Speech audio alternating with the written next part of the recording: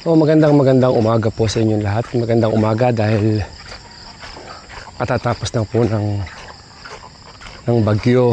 Nagsimula po ito nung bandang hapon at natapos madaling araw na po. So punta po tayo ngayon sa farm. Lakad lang po tayo at we expected na hindi po ganun kaayos ang daan. Ito po yung mga tubuhan na nagbagsakan.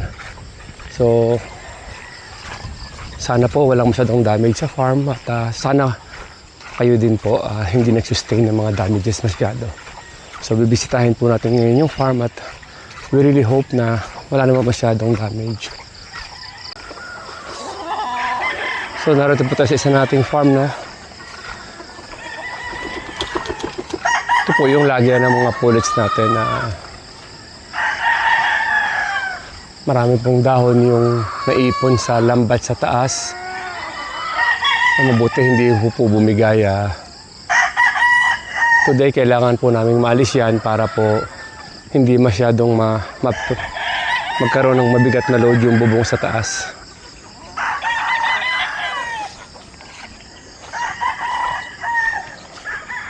We can clearly see po na sa portion na yung bakod po namin nasira. But then again, thankful na rin tayo dahil ang importante po yung mga tao po natin kasamahan dito sa farm ay mga safe. Grabe po yung sira ng bakod. Kahit po we did our best na patibayin sila, pero talagang bagyo po eh.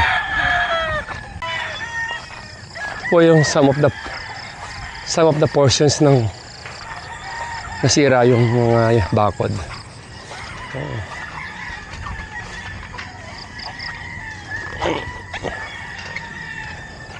Kahit po nilagyan natin ng mga suporta, ganun pa rin, masyado pong malakas yung bagyo. So ito na naman tayo.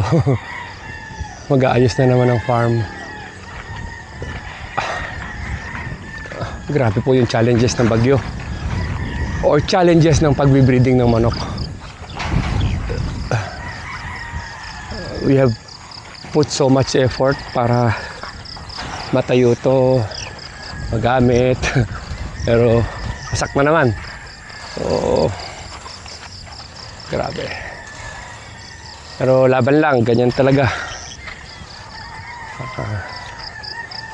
Part talaga ng challenges.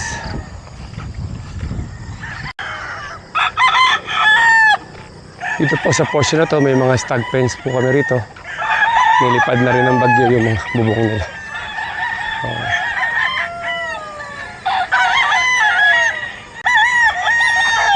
Hapon po we are really worried dito sa breeding pens namin na sana huwag naman bumigay kasi bagong gawa lang po ito. At narito po talaga yung aming breeding for this season. So,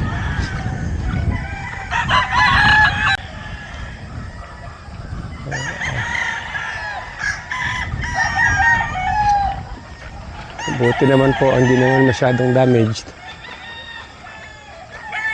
Kailan no? Wasak na naman. Kakabit na yung tawad na lang. Tatalo na ng tawad. Ha?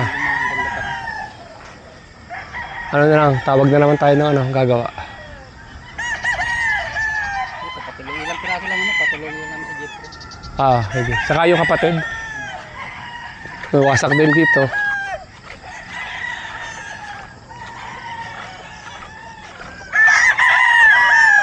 Wasak din yung portion dito.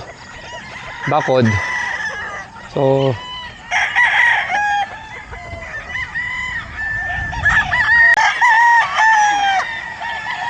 alas 10 lumakas sobra. Alas 10 hanggang madaling araw. Kasi lupa kaya ganyan. Doon lalo na lumakas. Ha? Doon lalo na. Kabilate parang wala. Yung kabilang farm, makaano din yun. Meron pa lang konti lang dito lang sa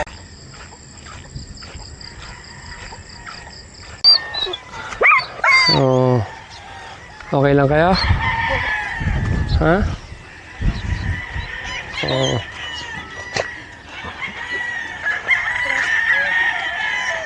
Siyempre, wasak mga bakod natin. Sa kabila, maraming wasak.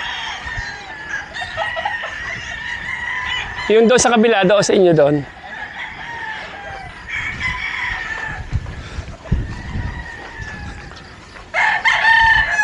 Wasak, bakod.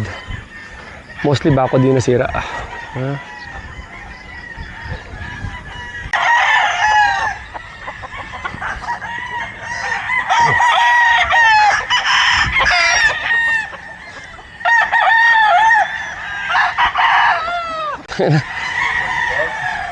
Sabi ko nga baka nabuhat yung kubo eh.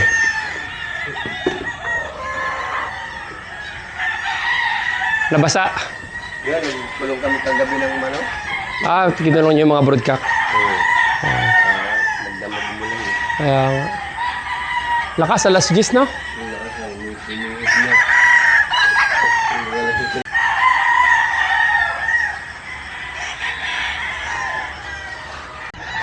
Mostly po bakod po yung nasalanta dito sa amin. So, marami-raming trabaho para maayos yung mga bakod ulit.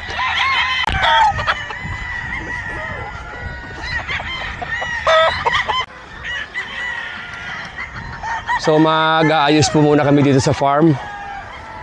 And, ingat po kayong lahat. Have a nice day. At, salamat sa Panginoon at lumabas na yung araw. Sana tuloy-tuloy na. Good morning po sa inyong lahat.